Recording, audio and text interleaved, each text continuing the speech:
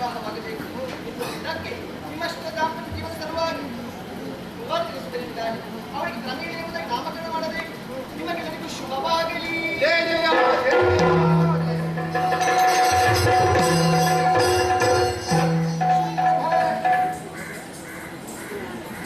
ಅಮ್ಮ ಹೇಳಿದ್ರು ಅಂತ ಮಾತ್ರ ಒಪ್ಪಿಕೊಂಡದ್ದು, ಇಲ್ಲದಿದ್ದರೆ ನಿನ್ನಂತ ಅಧಿಕ ಸಂಖ್ಯೆಯನ್ನು ಮದುವೆ ಆಗಿ ಹುಚ್ಚ ಅಲ್ಲ. ನನ್ನಂತವನನ್ನು ಮದುವೆ ಆಗದೇ ಇದ್ರೆ ಇನ್ನು ಯಾರು ನಿನ್ನನ್ನು ಮದುವೆ ಆಗುವುದಕ್ಕಾಗಿ ಬರ್ತಾರೆ? ಬೇಡ, ಅದು ಬೇಡ, ಮದುವೆ ಆಗುವುದಿಲ್ಲ ನಾನು. ಆದ್ರೆ ಅಮ್ಮ ಹೇಳಿದ್ರು ಅಂತ ಮಾತ್ರ ನಾನು ಮದುವೆಗೆ ಒಪ್ಪಿಕೊಳ್ಳು. ಅಲ್ಲ, ನೀನು ಇಲ್ಲ ಅಂತಾದ್ರೂ ಭ್ರಮರ ಉತ್ತಾಳ ಇದ್ದಾಳಲ್ಲ, ಸಾಕು ನನಗೆ. ಇನ್ನ ಚಟಕ್ಕೆ ಯಾರು ಸಿಗ್ತಾರೆ ಬಿಡು. ಹೀರ ಮಾತಾಡ, ಇನ್ನೂ ನೀನು ಕುಗ್ಗಿ ಹೋಗಿಲ್ಲ. ವಿನೋದಕ್ಕಾಗಿ ಕೇಳಿದೆ. ಏನು ಮಾಡೋಣ, ಅನುಭವದ ಪರಿಣಾಮ. ಇಷ್ಟು ದಿವಸ ತಲೆ ಎತ್ತಿ ಮೆರೆದವಳು ಇನ್ನು ಮುಂದಕ್ಕೆ ನಿನಗೆ ತಲೆಬಾಗಿ ಬದುಕಬೇಕಲ್ಲ, ಸ್ವಲ್ಪ ಸಮಯ ತಾಗುತ್ತದೆ. ಆದ್ರೆ ಅಮ್ಮ ಹೇಳಿದ್ಲಲ್ಲ, ಸಂಗ್ರಾಮ ಬಿಡಿ ಮಕ್ಕಳೇ, ಸಂಧಾನ ಮಾಡಿಕೊಳ್ಳಿ, ಆಮೇಲೆ ಸಂತಾನ ಮಾಡಿಕೊಳ್ಳಿ. ಕದನವಾಗದೆ ಕಲ್ಯಾಣವಾಗುವುದಿಲ್ಲ. ನೀನು ಹೆಣ್ಣಾದರೂ ಕೂಡ ನಿನ್ನದಾದಂತಹ ಕರ್ತವ್ಯ ಏನು ಎನ್ನುವುದನ್ನು ನೀನು ಮಾಡುವುದಕ್ಕೆ ಮುಂದಾದೆ. ಮಾಡು ಇಲ್ಲವೇ ಮಡಿ ಎನ್ನುವಂತಹ ಕ್ಷತ್ರಿಯರ ಧರ್ಮ ಅಲ್ವೇ? ಹಾಗಾಗಿ ಶ್ರೀರಾಜ್ಯವನ್ನು ಕಟ್ಟಿ ಬೆಳೆಸಿದಂತಹ ನೀನು ಶ್ರೀರಾಜ್ಯದ ಮಾನ ಮರ್ಯಾದೆಯನ್ನು ಉಳಿಸುವುದಕ್ಕಾಗಿ ಪ್ರಯತ್ನ ಪಟ್ಟದ್ದು ಸರಿ.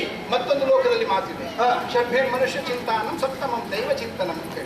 6ನೇವರೆಗೆ ಮಾತ್ರ ನಾವು ಯೋಚಿಸಬಹುದಂತೆ, ಆದ್ರೆ 7ನೇದು ದೈವೇಚ್ಛೆ ಆಗುತ್ತದೆ. ಈ ದೈವೇಚ್ಛೆ ಅನ್ನೋದು ಎಷ್ಟು ವಿಚಿತ್ರ ನೋಡಿ. ಇಷ್ಟು ಹೊತ್ತು ಸುಮ್ಮನೆ ನಮ್ಮನ್ನು ಕಾಯಿಸುವ ಬದಲು ಆಗಲೇ ಅಮ್ಮ ಬಂದು ಹೇಳಿ ನೀವು ಮದುವೆ ಆಗ್ತಿದ್ರಿ, ಅದು ಮದುವೆ ಆಗಿ ಮಕ್ಕಳು ಅಂತ ಹೇಳುತ್ತಿದ್ರೆ ಇಷ್ಟೆಲ್ಲ ಹೊರಡುವ ಅವಶ್ಯಕತೆ ಇಲ್ಲ. ಯಾವುದಕ್ಕೂ ಒಂದು ಸಮಯ ಎನ್ನುವುದು ಕೂಡಿ ಬರಬೇಕು. ನಿರ್ದೇಶಕರು ಇಷ್ಟು ಹೊತ್ತಿಗೆ ನಿಮ್ಮ ಕಲ್ಯಾಣ ಆಗಬೇಕೆನ್ನುವ ಹಾಗೆ ಬಯಸಿದ್ರೆ ಅಂದ್ರೆ ತಪ್ಪಿಸುವುದಕ್ಕೆ ನಾವು ಸಾಧ್ಯ ಉಂಟ ಹೇಳುವ ಆಗಲಿ.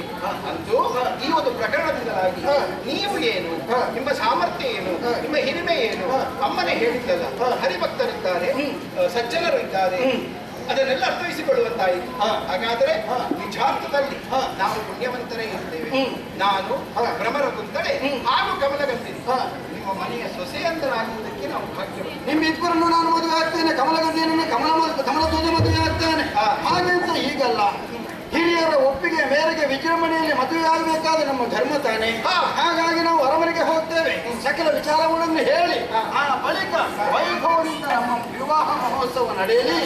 ಇಂತಹ ಪುಣ್ಯ ಕಥೆ ಯಾರು ಆಡಿದ್ದಾರೆ, ಯಾರು ಆಡುವುದಕ್ಕೆ ಅವಕಾಶವನ್ನು ಮಾಡಿಕೊಟ್ಟಿದ್ದಾರೆ ಅಂತವರೆಲ್ಲರಿಗೂ ಜಗತ್ ರಕ್ಷಕ ಸನ್ಮಂಗಳವನ್ನು ಉಂಟು ಮಾಡಲಿ ಎನ್ನುವ ಹಾಗೆ ಎಲ್ಲವರಲ್ಲಿಯೂ ಬೇಡಿಕೊಳ್ಳೋಣ. ಭದ್ರಂ ಶುಭ ಮಂಗಳಂ.